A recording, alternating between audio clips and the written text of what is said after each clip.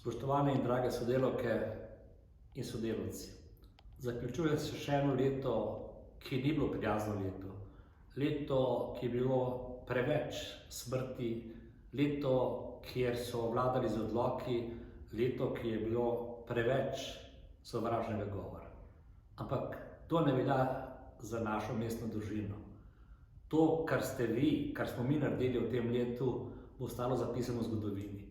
Tako na področju cepljenja, ki ga zagovarjam, kajti to je edina rešitev, tudi na področju medsebojnih odnosov, sodelovanja, solidarnosti in pa predvsem na področju izvajanja investicij.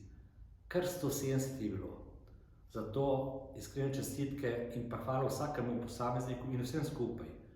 Žal mi je, da nismo imeli našega novoletnega druženja, ampak pričakujem, da bo drugo leto boljše leto, zdravo leto in pa mogoče naredimo napolno druženje, tako da si podamo roke, da se objamemo in da si rečemo hvala za vse, kar smo in kar ste naredili za Ljubljano.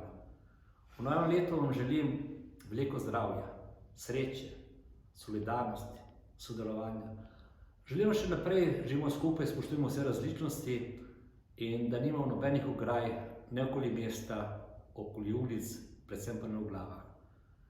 Drage sodelavke, sodelavci, nedvomno ste najboljši tim. Najboljša ekipa smo in ekipa zmaguje.